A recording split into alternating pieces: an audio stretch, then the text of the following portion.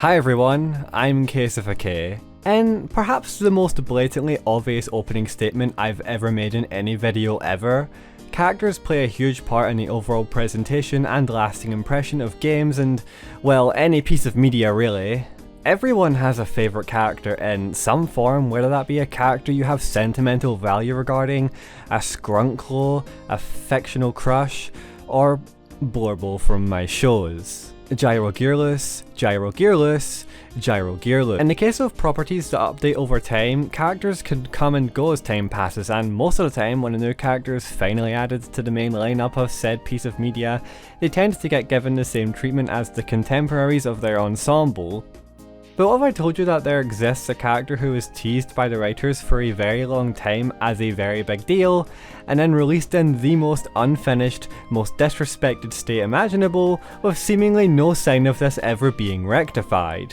I think since you read the title you know where this is going, but regardless, I bring you Dead by Daylight's Haddie Kaur. Haddie is the 31st survivor in Dead by Daylight's ever-expanding roster of both horror newcomers and horror icons, and she was by no means a small deal. In fact, through DBD's archives, which are basically like a battle pass for the endgame lore, we had been seeing acknowledgement of the existence of Haddie for ages before she was actually added to the game. Multiple Haddies, actually.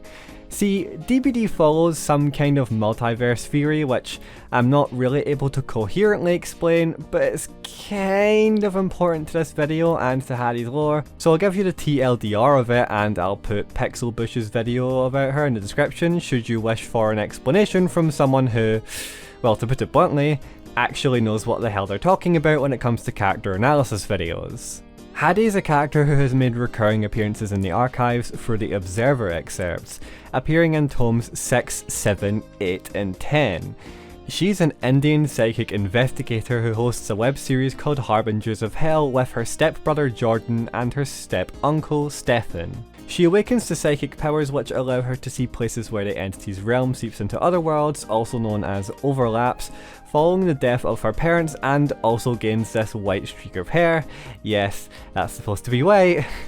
We'll get to that. This is the general idea of Haddie that sticks between most, if not all of her variations, as, once again, Dead by Daylight has a multiverse, meaning that sometimes we just get to see a non-playable version of a currently playable character, and I guess this also doubles as justification for why there can be 3 Kates in my lobby. Haddie is such a cornerstone and important piece of DBD's overarching storytelling that her sheer existence was considered enough fanservice to justify her inclusion as the poster girl of the 6th anniversary chapter, Roots of Dread. For context, the previous 3 anniversary chapters were all ridiculous licenses including Ghostface, Silent Hill and Resident Evil, so it's safe to say that this was in fact a deal of relatively large size. Of course, this was not the Haddie we had come to know for the archives, which honestly is fine, because if they were adding the Haddie we knew, we'd get like 4 different Haddies, and they can always explore the idea of additional Haddies for other means. Despite this though, many players including myself feel that Haddie has not gotten the treatment she deserves, and we're not talking about her needing special treatment due to her place in the lore. Haddie has received bare minimum treatment that is arguably worse than a good chunk of the licensed characters. But why is that? Well, let's take a dive into this and find out. For clarity, this video isn't meant to be a big opinion piece or anything. I've just noticed that a lot of these talking points are completely absent from YouTube, and seeing as December 12th is Haddie Day, it is no better time to get the ball rolling on this kind of discussion. A lot of these issues are also pointed out in threads by Twitter users GoWoNight and iWonderlusted, and in a few instances I'm going to be presenting these posts completely as is, primarily for the sections that highlight inconsistencies with Indian religion and culture, since it's not really my culture and I don't really feel like it's my place to spin it or paraphrase it, but I still find it important enough to at least address in this video. First, let's talk about her lore. Again, due to the nature of Haddie's place in Dead by Daylight storytelling, the Haddie who was released as a playable character is not any of the variants of Haddie we'd met in previous tome excerpts. There was a theory that the Haddie Kaur in the Tome lore was a member of the Pariahs, a group established in the lore consisting of Elodie and Felix, who were previous survivors. So people were looking to see a continuation of that lore and ended up pretty disappointed. I, on the other hand, don't see how she ties to that lore. Yes, her parents disappeared on an island in that lore, but the Pariahs are pretty consistently described as being a group of teenagers, and Haddie lost her parents on that island when she was 5 years old. Her goo goo gaga ass was not adventuring Dire Island unsupervised with a bunch of 14-year-olds, I can tell you that much. Still though, having no solid continuation to the Dire Island storyline is undeniably disappointing. Secondly, her appearance, and this is going to take up most of the video because there are so many things to cover. First off, I'm not even going to give any real attention to the people who think that Haddie is ugly. She's not, you're simply a fucking coward. If you can't appreciate a buff woman, then you unfortunately are a spineless fool and you will not survive the winter. Her hair, however, is wrong. I said this earlier, but what is described as a white streak in her lore is actually blue in game. I don't know why, I don't like it. It does end up unfortunately playing into a harmful appearance stereotype with Asian women in media, which I will link an article of in the description, and it's stupid and they should change it. Well, maybe it would be slightly forgivable if they made her other default cosmetics change the streak in her hair, but they don't. In fact, her default head cosmetics seemingly don't seem to change anything, though it turns out they change her jewellery, a detail that is so egregiously minute that most of you probably didn't even know this until someone else had pointed it out to you.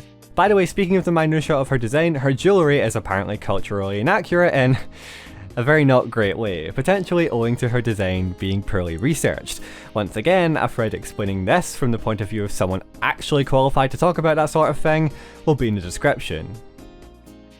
Now let's talk about her other cosmetics. Where are they? Where are the other cosmetics? Haddie has one purchasable non-recolor cosmetic in the store.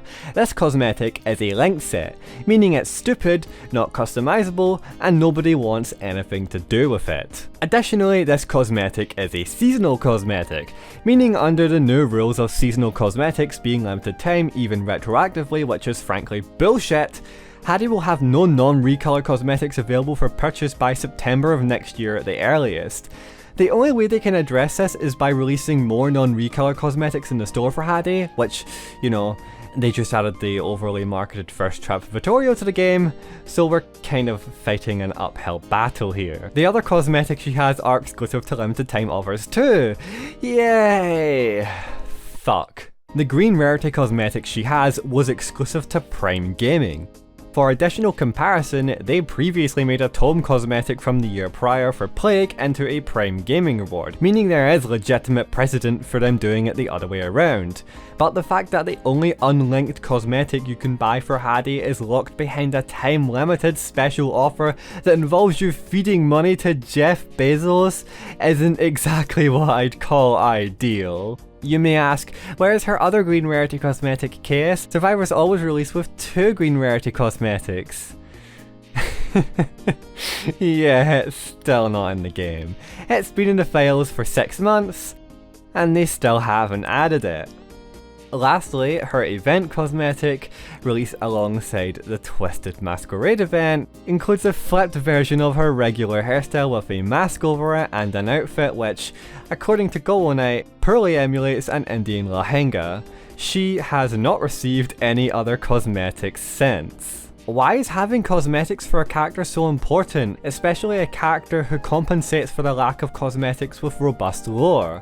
Well, in a vacuum, it might seem materialistic to want cosmetics like this, but player expression is legitimately important and players are going to feel less inclined to play characters they can't customize freely. That's why you have things like Smashfloor Cloud's colour diversity being an absolute meme, people complaining about Street Fighter games only including 2 colours per character by default now, and more relevant in scale, why you rarely see Haddies or Quintons in your solo queue matches, but Dwight, Meg, Claudette and Min are literally everywhere. Now the important question is, why should we care about Haddie?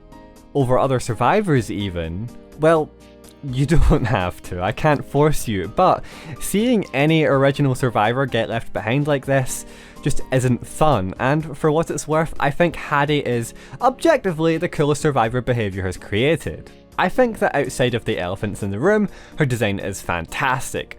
Her design conveys so much character between the scars that imply her tussles with the unknown, her white streak which came from when she awakened to her powers, and her consistently stern, battle-ready expressions, showing that she is determined and ready for anything supernatural. I am a sucker for designs that tell a story to the player, and I really do wish Dead by Daylight had more of them.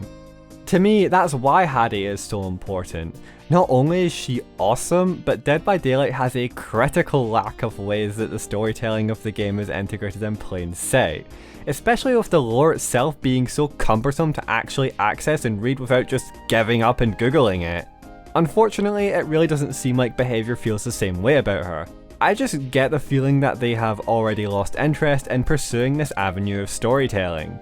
Characters released shortly before and long after Haddie are receiving cosmetics and lore ad nauseum, with Michaela and Jonah having received tomes this year, and newbie Vittorio due for one after Michaela. It's not just a feeling that Haddie has been left in the dust, it's pretty tangible and noticeable. On one hand, I really think behaviour needs to at least give us a sign that they care about Haddie, because god do I care about her! And many others in the community do and want to see her get the respect she deserves. But a really cynical side of me just thinks behaviour will curb the pleas for Haddie representation and silence everyone by releasing another conventionally attractive European cis man with his tits out. People are still asking for shirtless Felix after all. With that, I'm kind of out of things to say that don't equate to regurgitating things I've already said or just gushing about her in general, and I think I'm starting to kind of lose my voice actually. I care about Haddie Kaur, and behaviour should care too. But yeah, those are my thoughts on Haddie Kaur. Sorry the audio quality wasn't super great, my office is being moved around, so if I sounded way too crispy, that's why. This is probably going to be it for this year. I'm probably going to do a few streams. I might even be live right as this video goes up. But besides that, happy holidays and stay excellent to each other. Thank you to my channel members who are listed on screen right now.